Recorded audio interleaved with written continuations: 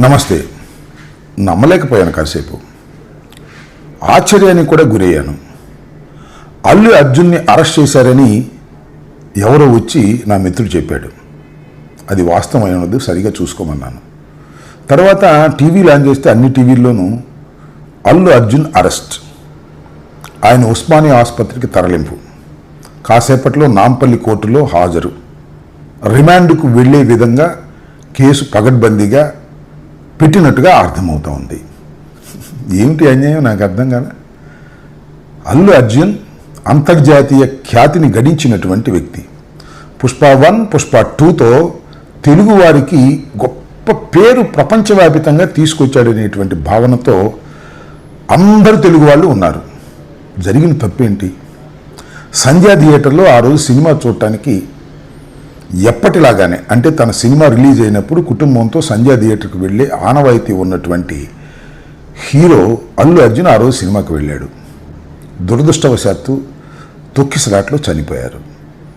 నిజంగా దానికి అల్లు అర్జున్ బాధ్యత వహించాలా? ప్రభుత్వం బాధ్యత వహించాలా? సెక్యూరిటీ కల్పించలేనందుకు ఎవరు బాధ్యత వహించాలి? ఇది ఒక కీలకమైన ప్రశ్న. ఒకసారి వెనక్కి వెళదాం. ఇలాంటి సంఘటనలు ఎన్ని జరిగాయి రాష్ట్రంలో? ఆంధ్రప్రదేశ్లో ఎన్ని జరిగాయి? చంద్రబాబు నాయుడు గారి ఎన్నికలకు ముందు సభలు పెట్టిన చోట తొక్కిసలాట్లో చనిపోయారు. గుంటూరులో సంక్రాంతికి సంబంధించి సంక్రాంతి కానుక అని ఉయ్యూరు శ్రీనివాస్ అనే ఆయన ఒక ట్రస్ట్ పెట్టి అందరికీ చీరలు ఇస్తామని ప్రకటించారు. కొన్ని వేల మంది చీరలు తీసుకోవడానికి వచ్చారు. చంద్రబాబు నాయుడు గారు 2 చీరలు పంచి వెళ్ళిపోయాడు. తర్వాత తొక్కిసలాట్లో 3-4 చనిపోయారు. అలాగే దానిపై నెల్లూరు దగ్గర కూడా ఇలాగే ఒక చోట చనిపోయారు. అక్కడ దాకా ఎందుకు? పుష్కరాల్లో చంద్రబాబు నాయుడు గారు ముఖ్యమంత్రిగా ఉన్నప్పుడు 2015 పుష్కరాల్లో, గోదావరి పుష్కరాల్లో సుమారుగా 29 మంది పైచిలకు చనిపోయారు. ఎవరు దీనికి బాధ్యులు? చంద్రబాబు నాయుడు గారు వహించాలా? లేదు. ఘరానా మొగుడు సినిమా సూపర్ హిట్ అయింది. ఆ శతదినోత్సవానికి అనుకుంటా సాక్షాత్తు చిరంజీవి గారు గుంటూరు వచ్చారు, బ్రహ్మానందరెడ్డి స్టేడియంలో.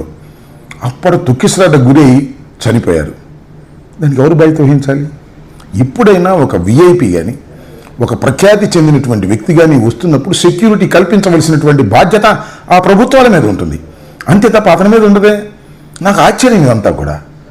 పుష్ప హీరోని ఇవాళ అరెస్ట్ చేసి టీవీలన్నీ అదే వార్తలు. ఇవాళ ఎందుకు అరెస్ట్ చేశారు? అసలు ఎందుకు అరెస్ట్ చేశారు? ఇవి చాలా లోతైన ప్రశ్నలు. ఎందుకంటే ఇవాళ రైతులకు సంబంధించినటువంటి ఉద్యమాన్ని మొత్తం టోటల్గా మా అన్ని జిల్లాల్లోనూ, ఆంధ్రప్రదేశ్లో ఉన్న జిల్లాల్లోనూ అన్నిటి చోట ఉద్యమాలు జరుగుతూ ఉంటే దాన్ని డైవర్ట్ చేయడం కోసం చంద్రబాబు నాయుడు గారు చెప్తే ఆ ప్రభుత్వం అరెస్ట్ చేసిందా అనేటువంటి ఒక ఆలోచన ఉంది పొలిటికల్గా.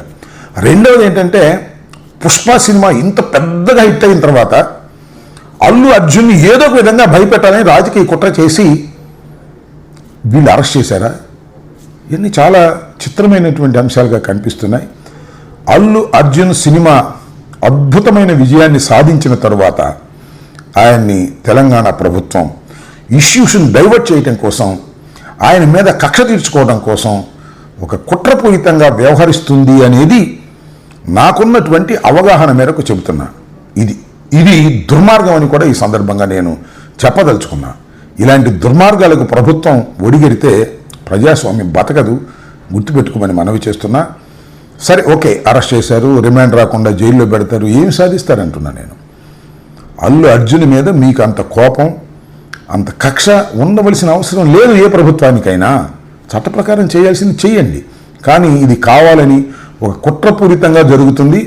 దీని వెనుకాల ఎవరి హస్తాలు ఉన్నాయో సులువుగా అన్నీ బయటకు వస్తాయని కూడా ఈ సందర్భంగా చెబుతూ, అల్లు అర్జున్కి భగవంతుడు ధైర్యాన్ని ఇవ్వాలని, ఖచ్చితంగా ఇలాంటి కుట్రపూరితమైన విషయాలను తట్టుకునేటువంటి శక్తి అతనికి భగవంతుడు ఇవ్వాలని మరొకసారి కోరుకుంటూ, ఇది అన్యాయమని తీవ్రంగా ఖండిస్తున్నాను.